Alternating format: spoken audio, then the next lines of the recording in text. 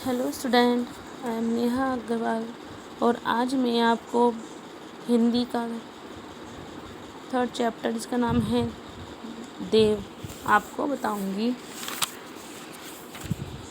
देव का जन्म इटावा में सन 1673 में हुआ था। उनका पूरा नाम देवदत्त त्रिवेदी था। देव के अनेक आश्रमदाताओं में औरंगजेब के पुत्र आजम शाह भी थे, परंतु देव को सबसे अधिक संतोष और सम्मान उनकी कविता के गुणग्राही आश्रयदाता भोगीलाल से प्राप्त हुआ है। उन्होंने उनकी कविता पर रीझकर लाखों की संपत्ति दान की। उन्हें काव्य ग्रंथों की संख्या 52 से 72 तक मानी जाती है। उनकी मृत्यु 1767 में हुई। देव रीतिकाल के प्रमुख कवि हैं।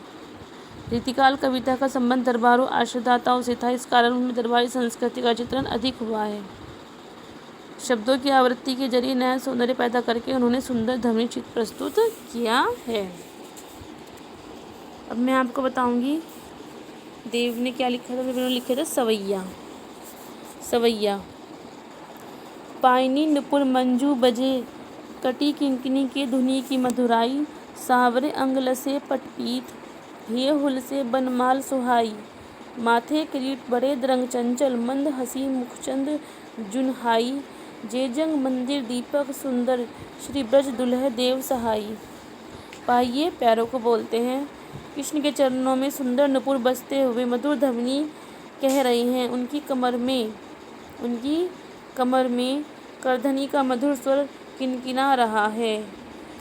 कृष्ण के श्यामल सैये पर पीले वस्त्र अत्यंत शोभायमान है। हिले हुल से उनकी छाती पर उज्जवल फूलों की वनमाला शोभित हो रही है। माथे उनके मस्तक पर मुकुट विराजमान है। उनकी बड़ी बड़ी आंखें चंचलता एवं शरारत से भरी हुई हैं। मंद हसी मुखचंद, उनका मुख चंद्रमा के समान कांति से परिपूर्ण है।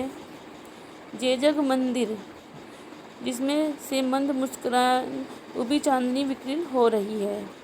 आज ब्रज दुल्हे कृष्ण विश्व रूपी मंदिर के सुंदर प्रज्वलित दीपक के समान शोभाशाली लग रहे हैं। कृष्ण अपने इस रूप में सदा बने रहे। कवि की यह कामना है कि वे सदा सबके सहायक बने। दूसरा उन्होंने लिखा है कवित्व। डार द्रुम पल्ला बिछोना नव पल्लव के, सुमन झिंगोला सोहे तन छवि भारी के।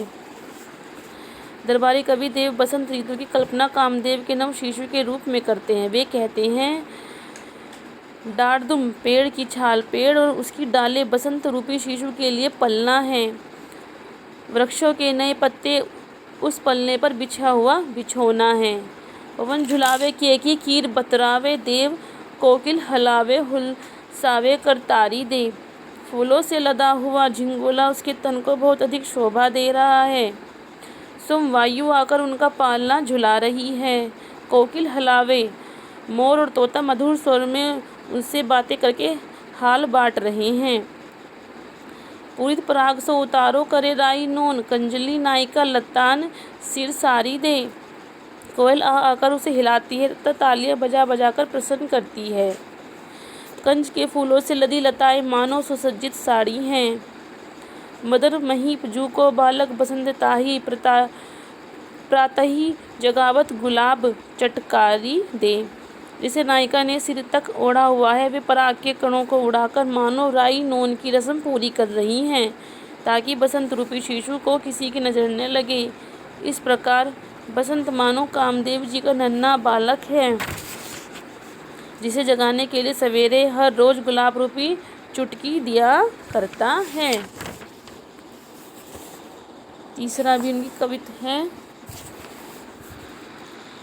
फटिक सिलानी सो सुधारियो सुधा मंदिर। फटिक, स्फटिक बिलोरी पत्थर को बोलते हैं, एकदम श्वेत पत्थर को। चांदनी रात बहुत उज्जवल और शोभायमान है। आकाश की ओर देखकर ऐसा लगता है मानो स्फटिक सी उजली चमकदार शिलाओं से एक चांदनी का महल बनाया गया हो। उदिति दधि को सो अधिकाई उमंगे अमंद, उसमें श्वेत दही के समुद्र के समान चांदनी की शोभा अधिक गति से उमड़ रही हो। बाहर से भीतर लो भीति ने दिखेव देव।